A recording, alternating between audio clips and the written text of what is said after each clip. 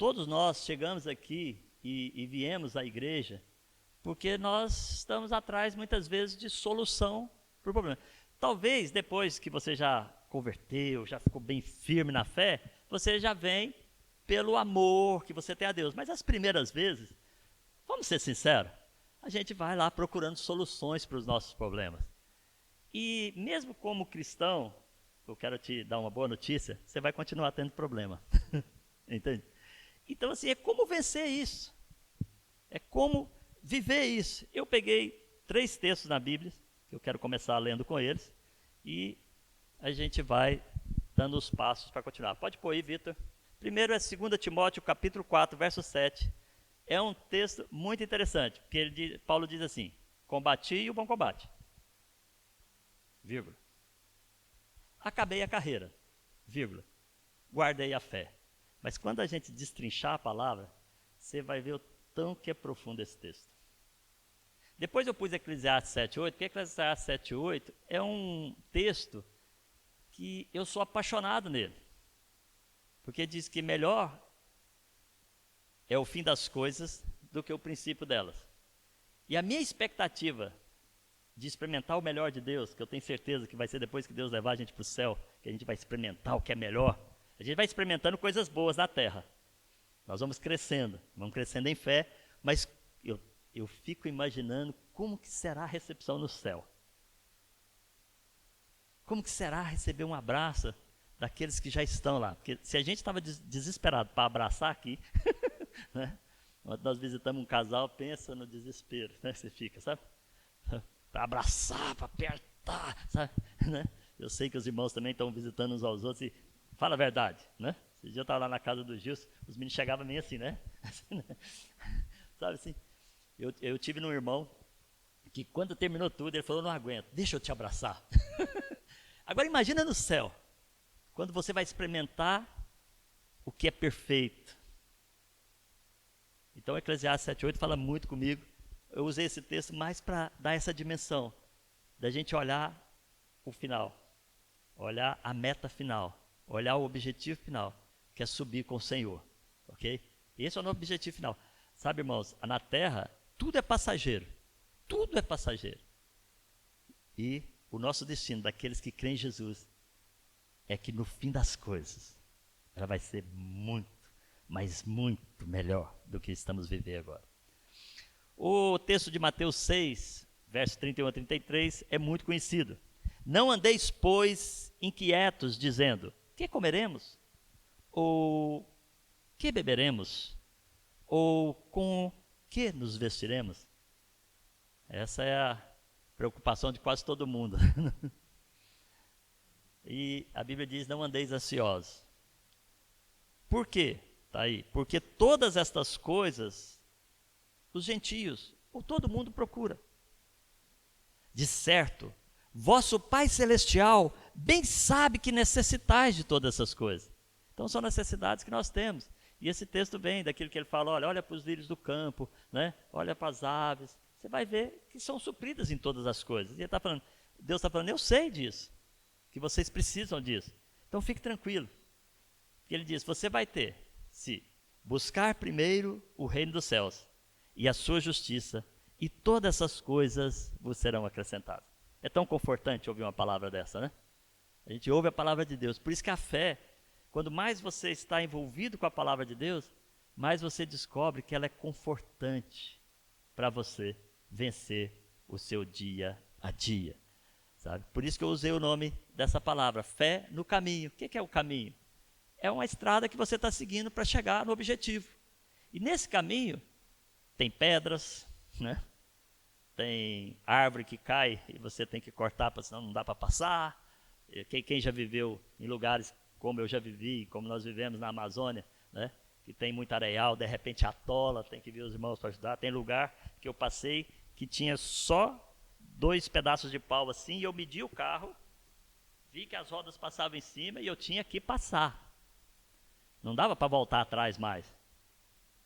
A cidade mais perto, voltando para trás, no meio do mato, era 400 quilômetros de terra, de barro, de dificuldade. E eu e meu amigo olhamos, ele ficou do lado de lá, olhou daqui, olhou dali, e falou, Aguinaldo, se você aprumar e vir retinho, passa. Aí eu fui e aprumei as rodas do carro sobre aquelas madeiras.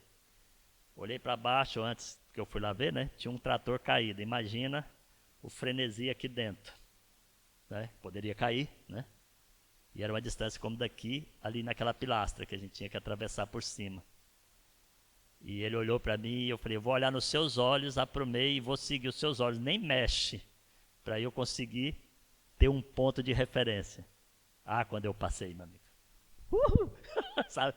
Então, assim, são os obstáculos do dia a dia. No dia a dia, o cheio começa com obstáculo. Começou hoje quando você teve que levantar. Vamos ser sinceros, a gente estava tão acostumado a levantar de pijama, ir para frente da televisão, cultinho estava todo prontinho, né? Até a Santa Ceia a gente fazia em frente da televisão, tem que sair de casa, tem que pegar carro, tem que, né? Você tem que vestir roupa, mulher escolher a roupa, ai meu Deus, logo de manhã, é um desafio. Será que está boa, será que não está? Essa cor vai ficar bem ou não vai, né? É um desafio levantar de manhã. Imagina o seu dia a dia, que você levanta para ir trabalhar. Semana aconteceu uma coisa muito interessante comigo. Eu criei uma disciplina de levantar 6h30, 7 da manhã no máximo, eu estar na rua caminhando para tirar o meu tempo com Deus. Eu fico ali 1 hora e meia, orando, falando com Deus e faço a minha caminhada. E esses dias, eu fiz um negócio com Deus. Eu falei, Senhor, não deixa eu querer continuar na cama. Então, por favor, não ouça a minha oração na hora que eu acorde. Sabia que eu fiz essa oração para Deus? Não ouça a minha oração quando eu acordo, na hora que eu acordo. Porque eu acordei e pensei assim, bom, hoje como nós vamos fazer a oração de família nesse horário, eu posso fazer depois, e comecei a pensar. E comecei a falar, vou dormir e fazer depois a caminhada.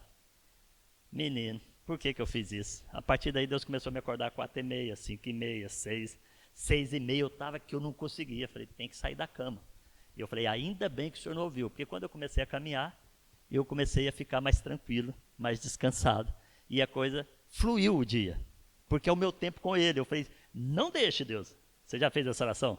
Faça, que você vai ver o tanto que é bom. Você vai acordar mesmo, porque, pergunta a Rita, eu não coloco despertador, sabe? Falei, não vou colocar, Deus. Eu quero acordar com o Senhor. E todos os dias tem sido uma bênção. Então, no dia a dia nós temos isso. Levantar é difícil. Pegar o transporte. Agora ainda com regras dentro do comboio, com máscara. Quantas pessoas chegaram no comboio, tinha que colocar a máscara. E aí não tinha. E eles puseram lá para vender. Onde vendia água, Coca-Cola, agora compra máscara. Você põe a moedinha, cai para você poder andar no comboio. Então você tem que trabalhar. Depois você chega no trabalho, tem os problemas do trabalho. Se é patrão, tem problema com o empregado. Vamos ser sinceros. A minha irmã, ela falou, eu vendi os meus negócios e estou mudando o meu ritmo de vida porque eu não aguento mais empregado. Ela falou, deixa isso para mim. Ela falou assim, eu cheguei numa saturação. Não é que todo empregado é mau, né? Mas você sabe, né? Um põe na justiça, um reclama, um faz coisa, um faz o serviço mal feito, cai para cima da... Patrão é o que leva com tudo nesse sentido. Por outro lado, o empregado leva com o patrão que acordou de manhã e brigou com a família. E ele vem e descarrega tudo em quem? No empregado. Então, são o dia a dia das pessoas. Né? Depois que volta do trabalho, ela chega em casa e aí vai estar com os problemas dos filhos. Porque, coitadinha da esposa, já está por aqui, ainda mais se é de quarentena, é por aqui 2 vezes, é aqui, né? Porque muitas vezes as crianças não entendem que tem que ficar fechada, muitas vezes as crianças, não, sabe, elas têm dificuldade nisso, elas querem brincar, e isso eu estou falando de coisa simples, e quando tem outros tipos de problema, da escola, reclamação de professor, e a pessoa tem que lidar com isso, eu estou falando como homem, mas a mulher também tem esse problema, tá? Muitas vezes é o contrário, tudo aqui sabe, por favor, não entenda as mulheres que eu estou falando, né? Das mulheres, mas é o normal, né? Vai trabalhar, volta, e tem esses problemas escolares, conflitos de idade, criança, um bate no outro, um briga com o outro, você está saturado, o seu patrão, sabe, descarregou os traumas dele sobre você, é o conflito do dia a dia. É só eu que, tem mais alguém aqui que já viveu, vive isso. É normal. Não vai sumir. Irmãos, e assim todas as pessoas que chegam na igreja, seja um conflito grande, seja um problema grande ou pequeno, ela está em busca de algo que mude a vida dela, que transforme a vida dela, que transforme a sua família. São situações do dia a dia. Elas têm essa expectativa. E elas estão corretas de ter a expectativa de buscar em Deus um benefício ou uma recompensa. Aliás, todo pai gosta de recompensar o filho. O filho, quando é bom, o pai tem prazer, não tem de recompensar. Então, essas coisas que passamos no dia a dia. Todos nós temos, no nosso caminho até aqui, eu não sei a idade que você tem, mas ontem foi muito engraçado, eu estava com o Senhor. Pode me dar a garrafinha d'água, moça? Eu estava com o Senhor e ele virou para mim e falou, qual a sua idade? Eu falei, é só 57. Ele olhou para mim de cima e baixo, porque tudo bem que o material já é velho, mas ainda está inteiro, né? E ele estava mais acabadinho que eu. Olhou assim, você tem isso? Eu falei, tem 57. É uma estrada comprida. Antigamente não, antigamente eu chamava meu pai de velho. Agora eu sei o que ele sente quando eu falava isso, né? Então o que acontece? Nós tivemos uma estrada na vida. Você talvez teve 20 anos de estrada, outro teve 50, outro teve 30, mas tem uma estrada, tem um caminho que você percorreu e tem coisas que foram acumulando na sua vida, que foram trazendo sobre a sua vida, sobre guerras, situações, rumores de guerra. Uma vez eu disse no Brasil, numa pregação, eu falei, irmãos, vocês não sabem o que é pessoas que passaram pela guerra. Depois que eu mudei para Portugal, eu conheci muitas pessoas que passaram pela guerra, inclusive o meu sogro. Esses dias eu conversando com a Rita, eu falei, Rita, mas a guerra para o seu pai foi mais tranquila. Ela falou, não, quando ele chegou, ele teve traumas, ele teve noites que não dormia, coisa. O meu sogro, ele saiu da guerra, foi mandado para Portugal, acho que depois de 2 anos, eu não tenho certeza, 2 anos, né, Daninha? 3 anos de guerra em Moçambique. E quando ele chegou aqui, ou quando ele saiu, foi bombardeado o lugar que ele estava. Se ele ficasse mais um dia, tinha morrido lá. Então, assim, fugir das bombas, das minas, daquelas coisas todas, a pessoa traz traumas. Então, aqueles que não viveram isso não entendem isso. Mas durante anos nós fomos vendo a Guerra Fria, né, entre os Estados Unidos e a Rússia, e a gente sempre com medo do mundo acabar, daquela coisa toda. E sempre estamos ouvindo essas coisas. Então, sempre passando por guerras, por lutas, por dificuldades, crises financeiras. Nos meus 57 anos eu trabalhei em banco, que eu já vi crise financeira. E agora estamos eminente a uma outra muito grande, né? Então assim, mas eu tenho uma boa notícia para você. Independente das guerras que você passou, independente das lutas do dia a dia, dá uma beliscadinha em você assim. Você está vivo, eu estou vivo. E eu acho isso o máximo, porque eu venci. Senão não estaria aqui, não é verdade? Quantas pessoas desistem no meio do caminho? Todos nós tivemos altos e baixos, momentos de muita alegria, momentos de frustrações. E é o caminho da vida. Temos que entender isso. E eu anotei umas coisas aqui que eu achei engraçado. Eu comecei a rir quando eu comecei a pensar nisso, né? Por exemplo, no casamento. Quem não casou ainda não experimentou essa sensação, mas é doido para casar, para experimentar. O Vitor e a Isabela vão casar dia 15 de agosto. Ó, tá vendo? Ó, foi só falar, já manifestou, né? Não, porque o Davi está na espera, o Davi é padrinho, né? O Davi é padrinho, padrinho é quem pega a próxima geração, né? Do casamento, né? Então, assim, eles têm expectativa. E eu falei para eles, olha, Jesus vai voltar antes. Aí eles, pelo amor de Deus. Eu ri tanto, né, que eu falei para eles. Eu brinquei com eles, Eles, não, pode voltar depois, né? Jesus volta antes. Mas olha só, assim, quando a gente casa, a alegria no altar é uma coisa impressionante. A sensação de que você está recebendo seu príncipe, né, mulheres? Uau! E ele ainda fez ginástica, emagreceu, deu aquela vestimenta, né? A mulher passou por aquele processo todo, né, para poder chegar ali no altar. Eu lembro quando a Rita desceu as escadas lá da igreja que a gente casou, e o casamento nosso foi um local simples, normal, não foi cheio de frescura e tudo. Esses dias nós fizemos um casamento no Algarve, antes da pandemia, que o fundo era o mar. Esse dia a noiva, que agora é a esposa, me mandou fotos, olha, e eu estava vendo aquilo, que lugar lindo, cheio de flores, a coisa, sabe, muito legal. O nosso foi simples, nós não teve essas coisas, mas foi lindo também, foi maravilhoso, porque eu estava apaixonado. Quando ela desceu, de vez em quando eu olho, sabe, as fotografias, e aquele vestido de noiva, assim, uau, né? E a gente fala assim, casei com um príncipe. Vai para a lua de mel, passa-se os anos, e a mulher acorda e fala, casei com um príncipe, agora tem um sapo na cama. E pior, é um sapo gordo. Né? Não é verdade? Momentos altos de alegria, uau, casamento, sei o quê, felicidade. E depois de uns tempos começa a ver os defeitos, as falhas, as coisas, vê as qualidades também, né? Mas é só para a gente brincar com a situação, né? Na verdade. São momentos altos e momentos baixos. Outros, os filhos. Quando eu olho para a foto da Teté, da Lídia, hoje mesmo eu estava olhando lá de manhã, as fotos, que eu tenho fotos delas pequenininhas ali em cima dos armários lá de casa, né? E eu olhando e vendo aquela gracinha, coisa. Hoje já tem 18 anos, é uma mulher, né? Mas assim, eu lembro de quando eu ia levar ela para a escolinha a primeira vez. A Rita trabalhava num banco, saía muito cedo. Eu saía com ela, a gente passava no café, tomava um cafezinho, ia a pé até a escolinha, voltava, trazia tudo. Mas cresceu. Quando ela chega na adolescência, vira pra gente, principalmente as meninas, fala para os pais assim, olha, pai, eu preciso te pedir uma coisa. E você fala, ai meu Deus, o que vai pedir? Isso dentro do carro, quando você vai levá-las para a escola, elas na adolescência. Por favor, não me beije em frente à escola.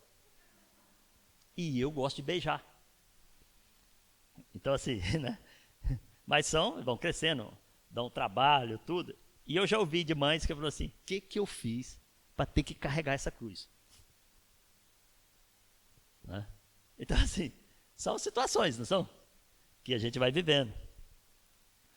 Outra, situações financeiras. A pessoa tinha um trabalho estável, salário estável, tudo garantido no final do mês, dava conta de pagar a conta. De repente, vem uma crise financeira, perde o emprego. Muitos anos atrás, eu trabalhava num banco chamado Banco do Estado de Goiás. E muitos amigos meus trabalhavam juntos, e a gente era assim, como a gente jogava futebol junto, a gente tinha uma ligação, sabe, fora do banco. E passaram-se os anos, eu deixei o banco, fui para a área empresarial, e depois converti, virei missionário, casei e voltei com a Rita ao Brasil. E chegando na cidade que eu nasci, Goiânia, nós estávamos numa feirinha, comendo aquele pastel de vento, aquela coisa. O vendedor do pastel era um ex-colega meu de banco, o Divininho, nunca vou esquecer dele, pequenininho assim, né? E eu perguntei para ele, falei, o que aconteceu? Porque o banco foi vendido para outro banco, aquele banco faliu, ok? E ele falou para mim, olha, eu me safei, eu aprendi a fazer pastel, isso aqui sustenta a minha família, e eu estou aqui me safando. E eu falei, e o Carlão, e o outro, o Pelé, sabe? Era tudo por apelido, né? Divininho, Pelé, e ainda mais apelido de jogador de futebol, né? Então a gente começou, ele falou para mim, olha, aí começou a contar que muitos suicidaram depois disso. Por quê? Porque nós trabalhávamos numa sessão onde a gente andava bem vestido, tudo de fatinho, aquela coisa assim que era obrigatório ter um padrão para o nível que a gente trabalhava. E de repente, eles não souberam lidar com a crise que houve sobre a vida deles, com um problema que é normal no dia a dia, né? A pessoa perdeu um emprego, ela vai ter que rebolar, caçar outro, trabalhar, procurar, dar as suas esperneadas. Um empresário, que a empresa dele vai à falência, está indo tão bem, de repente vem uma crise. Se ele não tiver uma estrutura mental, e ontem eu estava conversando com um irmão, e ele falou, olha, no que eu estou fazendo, a pessoa tem que estar estável emocionalmente para poder fazer. Senão ele nem pode fazer. Então, as pessoas, muitas vezes, elas se perdem nesse sentido. Mas eu tenho uma notícia boa para ti. Você continua aqui. Você continua aqui.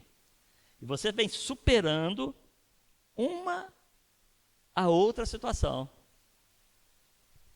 Dia a dia.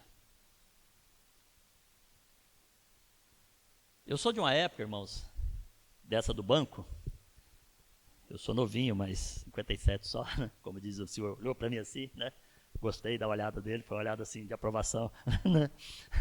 Mesmo com os cabelos brancos.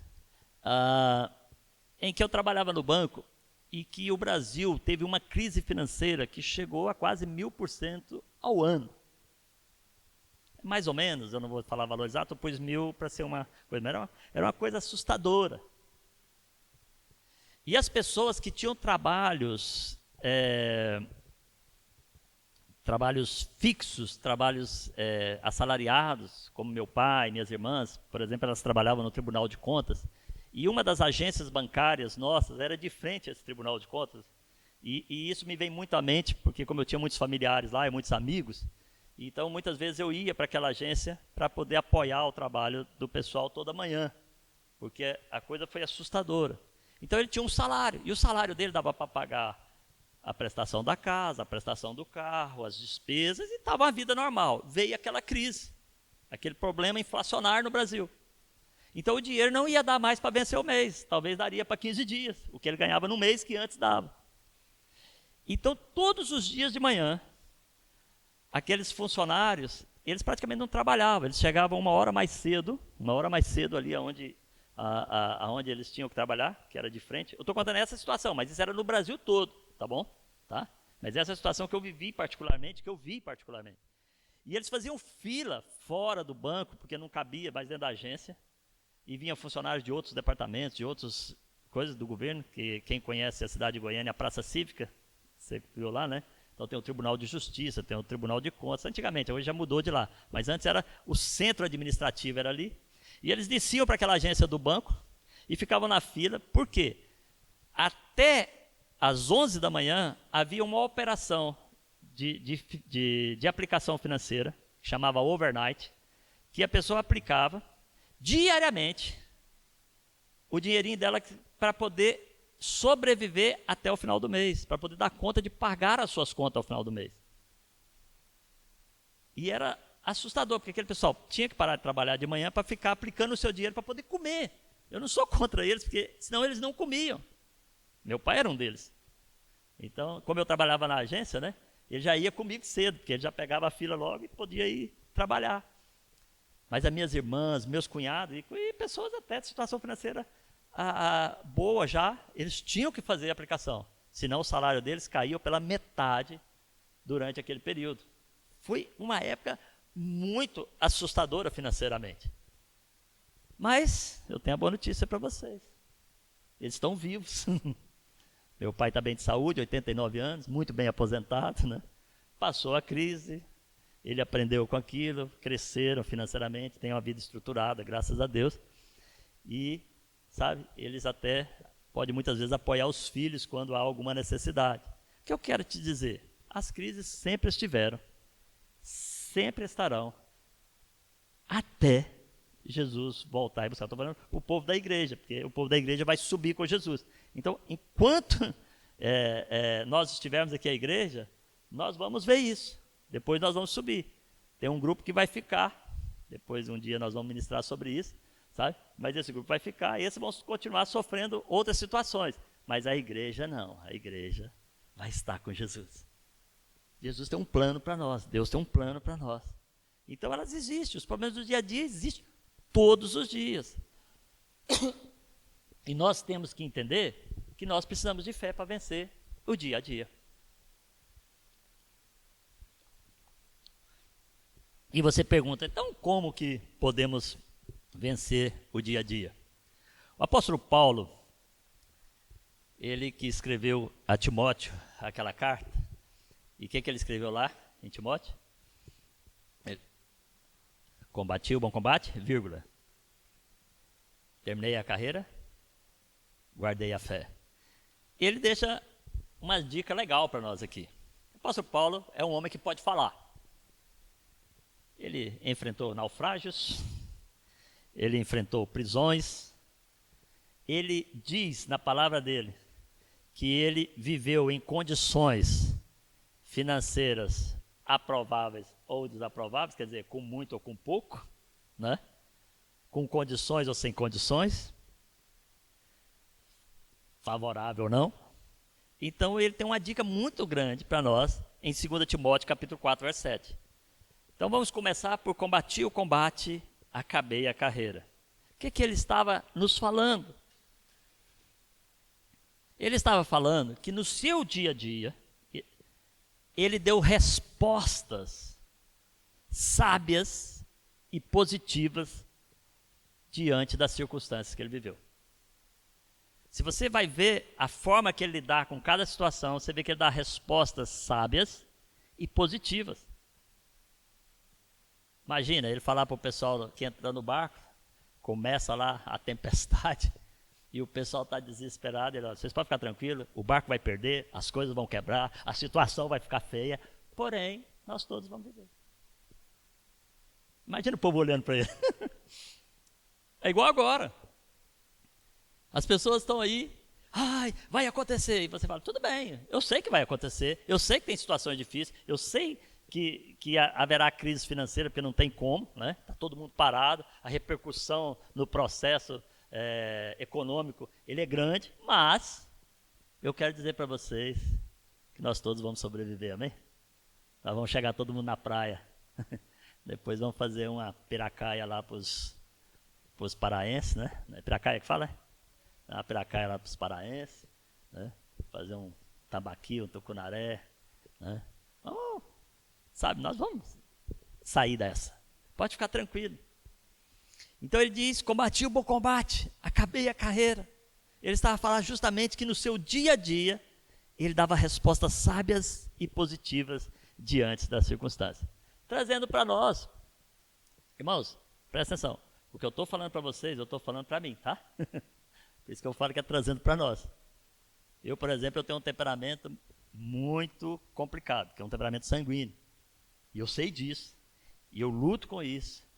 E de vez em quando ele dá uma mordidinha em mim. Então eu tenho. Mas eu sei que eu vou vencê-lo e que eu estou vencê-lo passo a passo. E você sabe o temperamento que você tem, você sabe as reações que você tem. Então, por exemplo, nisso aqui que eu notei aqui, por exemplo, o marido ou a esposa, né? Ele acorda de manhã e teve um sonho mau. E na hora que o outro vai cumprimentar, dá uma respostazinha que o outro não gosta. Grosseira, né? Ou muitas vezes, já aconteceu comigo, a Rita foi me ajudar e eu respondi ela mal, porque, sabe? E aí depois, gente, eu fico tão mal, eu não sei você, mas eu fico um caco com o negócio, porque é eu aqui que preciso melhorar.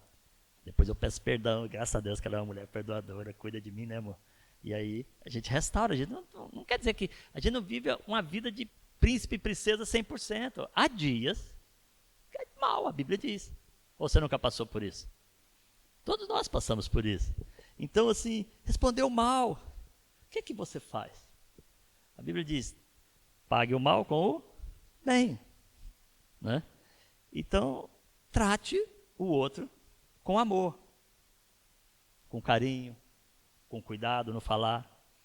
A Bíblia diz lá em Provérbios, capítulo 15, verso 1, que a palavra de Deus diz que a palavra branda desvia o furor. Eu já vou falar o segredo aqui, mas eu já estou trabalhando isso para que você entenda que a fé no caminho vence as coisas do dia a dia. Então, ela desvia o furor. Seu filho está dando problema na escola, relacionamentos com pessoas que você acha que não deve ter, não tem disciplina. Eu tenho uma forma de lidar com as minhas filhas. Eu converso e as ouço. E até hoje nós vencemos todas as batalhas, né, Teté? Lembra a vez que a Teté tinha uma coleguinha e eu fui conversar com ela? Bate-papo, legal. Eu e a Teté, a gente sai para tomar cafezinho, a Lídia, e a gente conversa, né? E eu falei com a Teté, Teté, esse assunto, como é que tá? E ela, tá ok.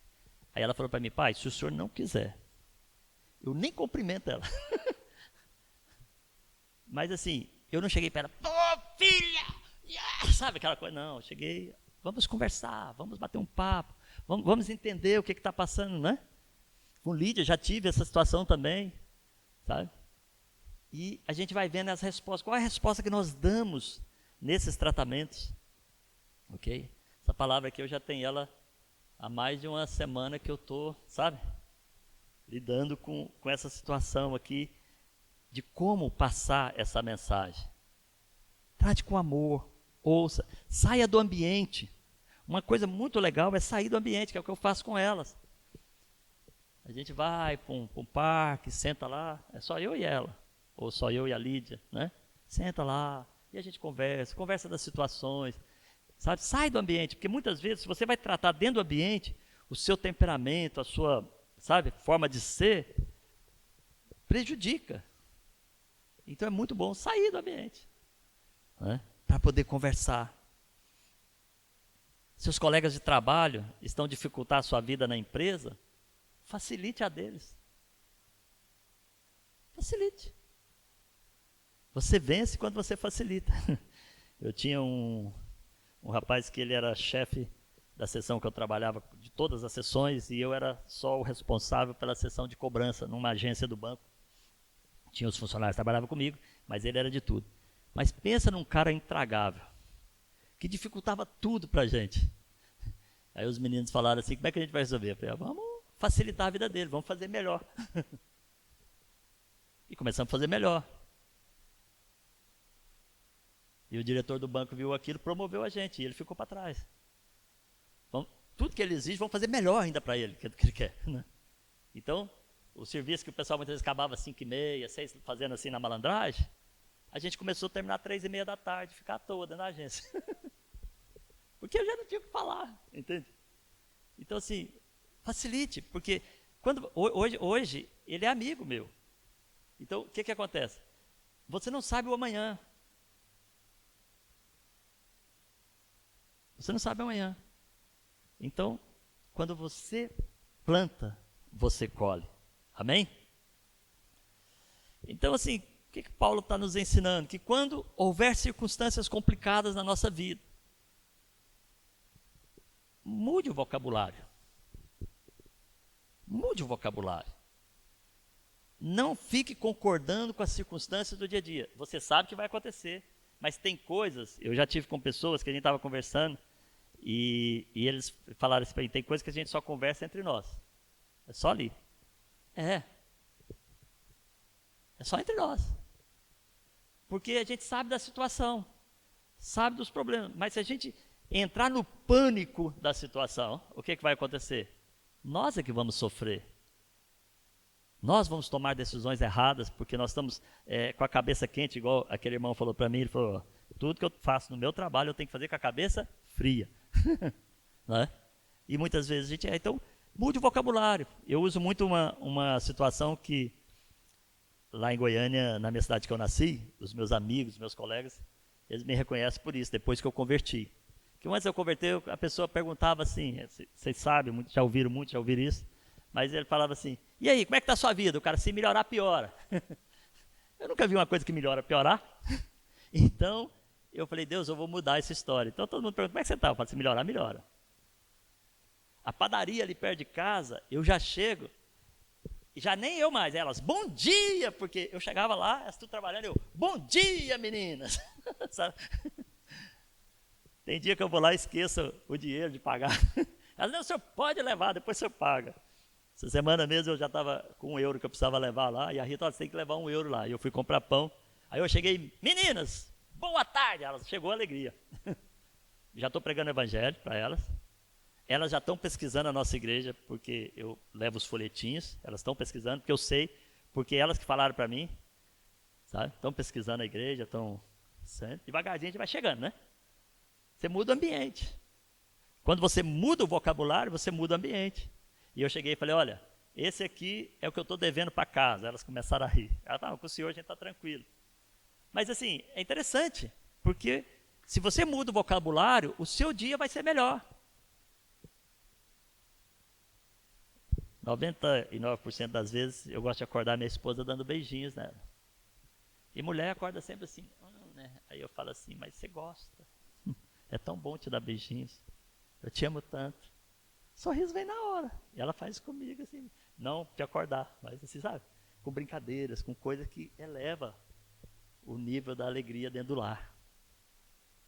E muitas vezes nós temos problemas porque nós absorvemos as coisas erradas na nossa mente, deixamos descer para o nosso coração, e quando a boca nossa fala do que está dentro do nosso coração, e a Bíblia diz que isso contamina o homem, está lá em Mateus. Então nós temos que rever o que entra na nossa mente. É igual notícia, passa o dia em frente do canal de televisão CM, e agora já está melhorando, porque já estão falando outras notícias, mas teve uma época que era, morreu.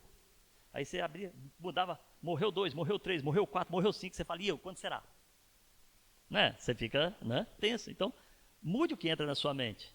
Por isso que a fé vem pelo ouvir a palavra de Deus. Tire tempo para ler a palavra de Deus. Tire tempo para estudar a Bíblia. Tire tempo para pensar na Bíblia. Então, mude o vocabulário. Então, reveja a sua mente. Romanos 12:1 diz, transformai-vos pelo nosso entendimento, pela renovação da nossa mente. Reveja o que desce para dentro do teu coração. A Bíblia diz, Mateus 15:18, o que sai da sua boca procede do coração e isso contamina o homem. Aí você fala, pastor, tão difícil, o senhor não sabe minha vida. Mas eu quero te contar o segredo de Paulo. O que Paulo disse ali em 2 Timóteo? Combati o bom, vamos falar, combati o bom combate. Completei a carreira, ou terminei a carreira, vírgula. Guardei a fé. E aqui está o segredo da fé do dia a dia. É guardar dia a dia a fé, momento a momento, circunstância a circunstância. Em vez de você olhar para a derrota, olha para a vitória. Olha para aquilo que Deus já fez na sua vida. Olha para aquilo que Deus é na sua vida. Começa a guardar a fé. E a fé vem pelo ouvir a palavra de Deus. E você só vai guardar se você ouvir. E quando você ouve, é quando você se expõe à palavra de Deus. Quando você vem ao culto, você se expõe à palavra de Deus. Quando você abre a Bíblia e lê, você se expõe à palavra de Deus. Então, é o jeito, não há outro. E eu quero que você leia esse texto que nós vamos colocar aí de 1 João capítulo 5, verso 4. Porque todo o que é nascido de Deus vence o mundo. E esta é a vitória que vence o mundo. A nossa fé. Então, irmãos, primeira coisa, entregar a vida para Jesus. Não tem outro caminho. Para você poder viver uma fé que vence os seus problemas diários. É porque as pessoas pensam em fé, eu tenho que ter fé para grandes coisas. E tem coisas sobrenaturais. E tem, sabe? Mas o dia a dia, se você não tiver fé, você nunca vai lutar nas grandes coisas. Você tem que lutar passo a passo, degrau a degrau, subir a escada. Você só vai chegar lá em cima. Muitas vezes eu venho da minha caminhada e subo, eu moro no 9º andar, e eu vou até o 12º e volto. Subir eu subo devagarzinho, tá, gente? Andar eu ando assim, pá, pá, pá. Mas subir eu vou chegar. Aí a respiração vai ficando, eu vou chegar. Até a hora que eu chego no 8º assim, eu vou chegar, sabe? E chego. Porque você sobe degrau a degrau, passo a passo. Agora, a sua vida natural, você tem que entender que ela está ligada à vida espiritual. E para você vencer, você tem que crescer em Deus, porque você vai ter fé para vencer as coisas. Aí você vai vencer uma coisa pequena aqui, outra ali, e aí de repente vem a grande, você fala, isso é fichinha. É só confiar no Senhor dos Exércitos, amém? Porque o que é nascido de Deus, aquele que entregou sua vida para Jesus, aquele que se tornou filho de Deus, ele vence o mundo. E esta é a vitória que vence o mundo, a nossa fé. E você pode falar para mim, pastor, você não sabe da minha vida, você não sabe da minha situação, você não sabe como é que eu estou. Eu vou trazer você aqui numa viagem do apóstolo Paulo juntos, tá bom? Tá? O apóstolo Paulo, ele e Silas, eles estavam fazendo coisas boas, eles estavam levando o evangelho. E eles foram presos. Viaja comigo. Eu e Rita tivemos em Roma, numa prisão, foi Pedro e Paulo que ficou naquela prisão, não foi, Rita? Quando você vai descendo aquilo, você entende como eram as prisões naquela época. E lá tem até os lugares onde eles prendiam as correntes, e as pessoas eram presas de correntes nos braços, nos pés, e ficavam ali com guardas dentro, com guardas fora. Era uma coisa de louco a prisão daquela época, que Paulo enfrentou e Silas. E eles estavam acorrentados. Começa a imaginar, num calabouço lá no fundo, né? Acorrentado as mãos, acorrentado os pés, sabe? E com guardas à sua volta. Prisão de alta segurança, né? Seria hoje a prisão de alta segurança da época. E eles estavam ali. Eles tinham duas opções. A primeira opção que Paulo tinha era se lamentar, Paulo e Silas, pelo problema grave, pela situação que eles estavam vivendo. Aí você fala, como que lamenta? É simples, basta você tomar cuidado com aquilo que você fala. A situação está difícil, e você fala, não tem jeito, está complicado, e começar a visualizar os problemas, em vez de visualizar o Deus que resolve os problemas. Então, a primeira opção de Paulo e Silas era ficar se lamentando. Está difícil, está complicado, não sei como é que vai ser, não é isso? A segunda situação foi o que eles fizeram. Eles falaram assim, nós já vivemos tanta coisa em Deus, tantas vitórias, né? Nós já chegamos aqui na idade que estamos, passamos por tantas situações, tantas crises, tantas lutas, tantas complicações, então vamos adorar aquele que salvou a gente sempre e sempre salvará, e sempre recompensa. Começaram a adorar a Deus. Imagina, irmão, adorar a Deus. Se aqui tem gente que para levantar a mão, quase que você põe um guindaste do braço dela e faz assim, né? Vamos adorar a Deus. Né? Não é verdade? Tem gente que você levantar o braço dele, tem que pôr um guindaste, que você é livre. Imagina dentro da prisão, preso, eles podiam falar, não vou levantar o braço, não vou adorar a Deus, né? Eu imagino que eles olharam para o céu e falaram assim, é de lá que vem o meu socorro. Oh, Jesus, Deus, eu te amo. Começa a cantar. Agora, se o cara não souber cantar, começa a declarar palavras para Deus. Porque eu, se eu cantar, o povo corre. Então eu falo, Senhor, o Senhor sabe que eu não sei cantar. Então eu te amo. Sabe, eu gosto do Senhor, eu sou teu fã. Sabe, Senhor, tu és maravilhoso. E Paulo e Silas começaram a declarar o amor por Jesus, a adorar a Deus. E o que aconteceu? As cadeias foram abaixo. Não sei se houve um terremoto, o que aconteceu ali, sim, mas eu sei que abriu-se tudo. Eles poderiam vazar e fugir. Quando o carcereiro chegou lá, estavam os dois lá. O povo falou, nenhum prisioneiro saiu daqui, só pode ficar tranquilo, seu carcereiro. Porque nós não estamos presos à prisão, nós somos livres no nosso coração. E estavam adorando a Deus.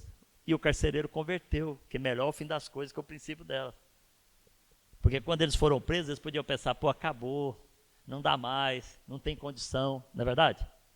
Mas eles não, eles falaram, não, peraí, o Deus Todo-Poderoso, que eu conheço, se a gente o adorar, vamos glorificar Ele.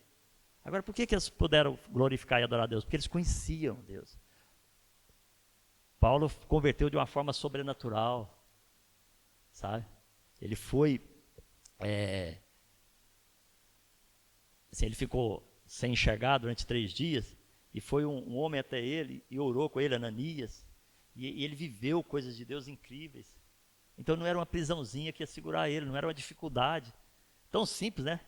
De estar amarrado com correntes nos pés, na perna, sem poder sair, sem poder fazer, talvez, eu não sei como que seria, fazer as suas necessidades naquela época, devia ser uma coisa complicada ali, sabe? Ele não, foi adorar a Deus, ele olhou para Deus, olhou para onde vem o socorro, e começou, o que ele fez? É que Paulo tinha guardado a fé, ele guardou a fé dentro dele, ele não deixou nada roubar a fé que ele tinha em Deus. É muito simples a resposta. Durante alguns períodos e algumas situações, que eu já sou pastor, teve pessoas que chegaram para mim, teve uma vez que ele chegou para mim e falou assim, não, meu casamento acabou, vai acabar. E eu falei, querido, você parou de buscar a Deus? Você parou de ir para a presença de Deus? Então vamos jejuar junto, vamos orar junto pelo seu casamento.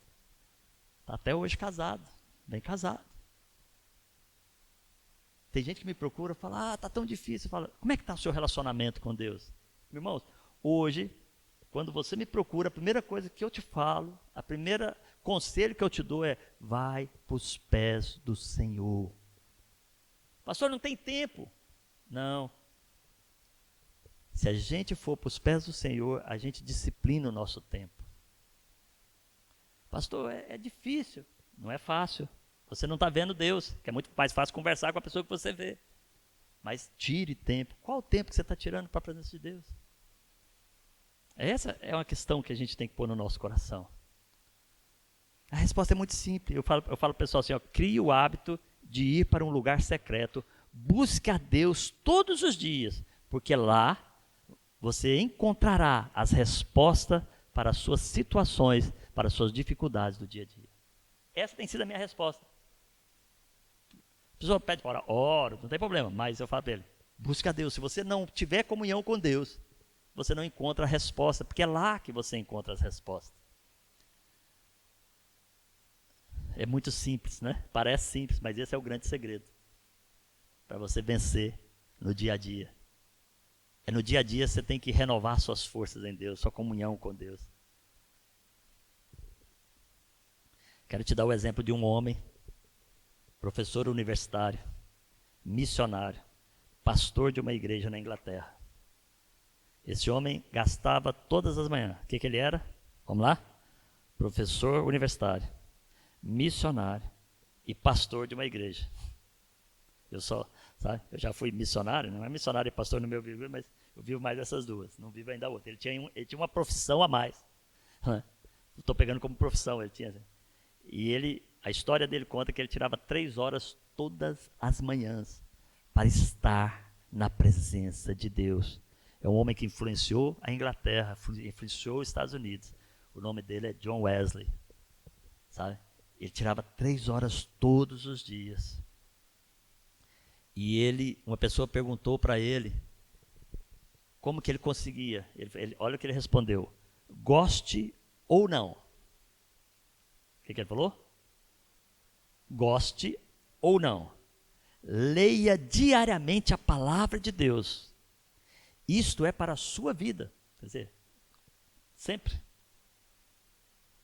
Se não, tu serás superficial em tudo que você fizer. E isso, ele falou para um dos homens que foram mais usados por Deus como ministério evangelista na terra também. Que já era um homem reconhecido. Então, olha só, goste ou não, leia diariamente a palavra de Deus. Isto é para a sua vida. Senão, tu serás superficial em tudo que fizer. E eu quero dar esse conselho para os irmãos. Vá para o lugar secreto. Vá para o lugar secreto. Sabe? Crie esse hábito. É um hábito como outro qualquer. Eu não criei o hábito de andar. E hoje a Rita é a que mais sofre com isso. Porque eu levanto, eu não consigo ficar na cama. Eu criei o hábito, aquilo, sabe? Além de eu pedir a Deus para me empurrar ainda, né? Caso eu queira ficar. Mas é todo dia. E parece que eu sinto mal se eu não andar. Está sendo saúde espiritual, porque esse horário é o horário que eu falo com Deus, é onde eu levo as minhas frustrações, onde eu bato papo. Ali eu converso tudo com ele, falo, pai, vou passear com o senhor e preciso falar com o senhor. Sabe?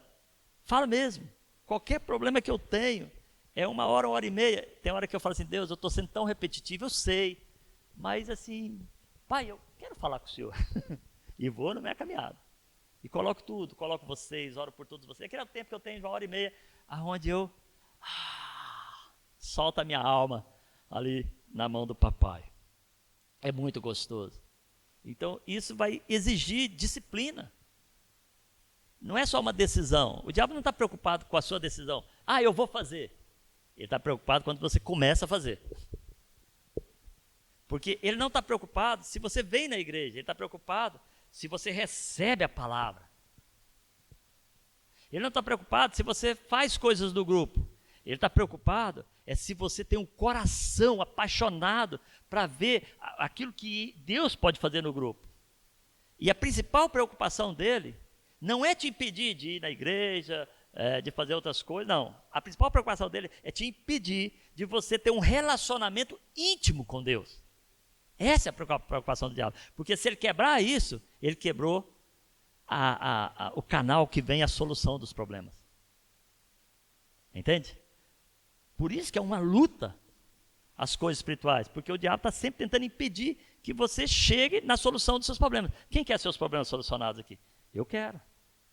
Todos nós temos problemas. Dia a dia, cada manhã. Então, não é só uma decisão, é um momento de você colocar o seu coração. Esse é o meu conselho. Porque, e tem uma coisa que eu vou falar para você que você não vai gostar. É que quando você vai para o tempo com Deus, Deus não está ali só para resolver os problemas. Ele resolve, ele tem prazer nisso. Mas ele está ali para tratar conosco. E meu filho, ele me fala cada coisa. Eu descobri que eu sou tão ruim, que eu preciso mudar tanto. E eu falo, Deus, aí eu começo a entrar no trabalho para mudar. Porque Deus revela, nesse tempo, quem nós somos diante dele. Diante do nosso relacionamento de casais, diante do nosso relacionamento com os filhos, diante do nosso trabalho, ele começa a revelar e você começa a ver tudo que você faz de errado. É um filme que passa na sua mente. Muito legal. Tem gente que fica assistindo televisão, assistindo filme, para ver o que passa. Não, é um filme que passa na sua mente. É a sua vida, Deus começa a pôr diante de você. E ele fala, você precisa mudar. É muito legal o tempo sozinho com Deus. A gente sai de lá renovado. E nós temos muita dificuldade. O problema de começar a ter tempo com Deus é porque nós fomos criados entendendo que Deus está longe, que Deus é mau, que tendo dificuldade, porque parece que as pessoas ensinaram, pelo menos nas religiões que eu vim, que era difícil, né, se relacionar com Deus. Mas não, é muito simples, é só começar, é um processo, tá? Você senta de frente de uma pessoa desconhecida, as primeiras vezes é, oi, tudo bem, né? Aí você já senta na segunda vez, oi, tudo bem? Como é que está aquilo? Aí como é que você vai puxar? Você está bem? E a conversa vai melhorando, não é verdade? Vai aumentando. Com Deus é a mesma coisa, é um processo. E é muito legal. A geração atual ouve que Deus não existe. A nossa geração ouvia que Deus era distante e era complicado. Por isso que nós temos que cada vez mais buscar Deus para conhecer quem Ele é. Eu quero te dizer que Deus existe. E Ele é galardoador dos que os buscam. Está escrito na palavra dele que Ele é galardoador. Ele tem prazer, um pai que tem prazer em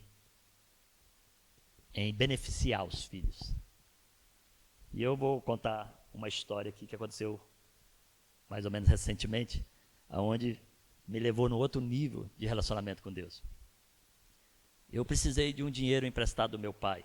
Eu tenho 57 anos, vivi na casa do meu pai até os 30 por aí, né? Morando dentro de casa, tudo. Mesmo que saía, morava um tempo fora, mas sempre assim, quando eu saí de vez mesmo, eu devia ter uns 30 anos. E depois eu vim para cá, casei com 33, isso, mais ou menos isso. Então assim, eu convivia com meu pai todo dia dentro da minha casa, sim? Encontrava ele quando ele chegava do trabalho, quando eu voltava do trabalho, a gente jantava junto, almoçava junto, mas a gente não tinha muita intimidade um com o outro. Conversava as coisas da vida. E aí eu precisei de uma situação que eu não sou de pedir dinheiro, as coisas, eu tenho uma, sabe assim, comigo, eu não gosto de abusar, nem do meu pai, que ele tem uma situação ajustada de vida. Mas eu precisei. E eu falei, e agora? Sei mesmo, tem que resolver a situação, tem que falar com ele para ver se ele me ajuda, né, nisso, né? Que a gente não tinha condições, eu mais Rita, e eu não, sabe, eu não queria fazer empréstimo, banco, nada, eu queria resolver a situação. Sabe o que eu fiz? Eu liguei para minha irmã, que eu ganhei ela para Jesus, e aí eu batendo papo com ela, eu falei assim, olha, eu fui sondar, né, meu pai, para como que eu ia falar com ele, e ela falou, olha, eu vou te falar uma coisa, você tem que falar com o papai assim. Se você falar com o papai assim, assado, dessa forma, ele não vai ter problema nenhum de te ajudar. Aí é uma coisa muito interessante quando ela me falou isso, bateu um clique aqui dentro. Eu usei a estratégia que ela me passou de como falar com o pai, E eu obtive o resultado positivo da situação. E com Deus é a mesma coisa. O problema é que muitas pessoas vão a Deus como se Deus fosse o escravo delas, se Deus tivesse a obrigação de fazer, porque Ele diz na tua palavra, é assim que o Senhor diz na tua palavra. Mas eu não vejo os homens de Deus falando assim com Deus. Eu vejo eles chegando em Deus e falando: Deus, o Senhor é o Deus Todo-Poderoso, o Senhor é o Deus de Abraão, o Senhor é o Deus de Isaac, o Senhor é o Deus de Jacó. Senhor, Tu és tão nobre, sabe aquela coisa, né? Tu és tão doce. Essa situação aí, Deus, que o Senhor falou que ia fazer, se o Senhor fizer, Deus, eu posso ter a liberdade de expressar o meu coração? É o que eu imagino os homens falando. Porque não é possível que o cara chegar para confrontar Deus. Imagina, seu filho confrontar você, você vai, o que você vai fazer? Você vai, para aí, ó, calma aí. Não é verdade? Né? E Deus, Ele é justo. Então eu descobri que a forma como nós comunicamos com Deus atrai o coração do pai para galardoar o filho. É a forma. Não é você mostrar, o que está escrito na palavra, ele sabe. Mas eu vejo muitas pessoas, sabe, usando de forma errada isso. Não é que você não pode falar, fala: pai, olha, o senhor escreveu aqui na sua palavra essa carta, o senhor prometeu isso. Cumpre, a Rita acabou de falar, né? O senhor é o dono, como é que você falou? Do ouro da prata. O senhor faz um jeitinho de chegar até nós, para a gente poder, né? Na verdade, o senhor pode, é com o senhor, mas assim, nós estamos precisando, pai. Agora, sabe o que minha irmã falou? Ela falou uma coisa que mexeu comigo. Ela falou: chega para o papai e fala para ele assim: papai. Ela falou: não fala até que você falou comigo. Ela falou: papai, eu preciso do Senhor. E o Senhor, ela usou essa expressão. Eu não usei com meu pai essa expressão, quero dizer isso, primeiro, porque ela usou e eu não ia mentir para o meu pai e falar que ele foi o primeiro que eu já tinha falado com a minha irmã. Sabe? Eu fui comendo mingau pela beirada. Mas ela falou: fala papai assim, papai, você é a primeira pessoa que eu venho falar sobre isso. Porque eu confio no Senhor. E eu preciso resolver essa situação. Queria ver a possibilidade do Senhor me ajudar. Eu não falei para ele: você foi a primeira, porque eu não tive coragem de mentir para meu pai, que eu já tinha falado com a minha irmã. E eu não consigo. Aí eu peguei e falei: olha, pai, eu estou numa situação assim, sabe, eu preciso abrir o meu coração com o Senhor. E ele ajudou naquela situação. Eu paguei ele, estou pagando até as prestações até hoje, daquilo que eu precisei. Mas eu aprendi um princípio espiritual, foi fantástico. A forma como comunicamos com Deus determina a resposta que vem do céu. A gente tem que parar de confrontar Deus. O Senhor disse, o Senhor falou, o Senhor pode. Não, Ele sabe disso, Ele não precisa disso. Ele precisa que você conquiste o coração dele. E aqui tem mais um texto que eu quero te mostrar. Tiago 4,3 diz assim: pedis e não recebeis, por quê? Pedis mal. Quer dizer, porque fala mal, expressa de forma errada, conversa erradamente com Deus, não sabe como falar com Ele, não vai receber. Está aí na palavra, né? Então, irmãos, todos nós precisamos rever a forma como falamos com Deus. Ele não é seu empregado, eu já disse, ele não é seu escravo, ele é seu pai. Entende? Ele é o nosso pai. E o primeiro mandamento como promessa é que nós devemos honrar os pais. E porque honramos o pai, ok? Aí nós somos beneficiados. Ele tem prazer em nos galardoar. Ele tem prazer em, sabe, cumprir as palavras que ele mesmo deu. Entende? Para nós. Então nós temos que entender isso. E eu vou falar contigo. O diabo não quer que você tenha um encontro com ele e aprenda a falar com ele. Mas nós vamos mudar essa história. Porque a fé ao dia a dia, a fé no caminho, vence as coisas do dia a dia. E você, se você olhar para quem você era, para onde você está, aonde você chegou, os problemas que você passou, você vai ver que você tem muita força em fé para vencer os novos desafios. Eu quero ler um último texto com os irmãos, que é Mateus capítulo 6, verso 6, que é quando você vai para o lugar secreto. Lembra que eu te falei que a minha sugestão é você ir para o lugar secreto? Lembra? Olha o que diz esse texto. Mas tu, quando orares, entra no teu aposento e fechando a tua porta, ora a teu pai que está em secreto, E teu Pai, que vê em secreto, te recompensará publicamente. É simples. Viver uma fé diária vai fazer você poder vencer grandes coisas e grandes desafios. Então, nós temos que simplificar as coisas, tem hora, para entender o coração de um pai, para viver um relacionamento íntimo com ele. E o grande segredo é, quando orares, entra no teu aposento, tira tempo, prioridade para ele. Lembra da minha irmã? Fala para o papai que ele foi o primeiro que você falou. Né? Então, que Deus seja o primeiro na sua vida. Amém?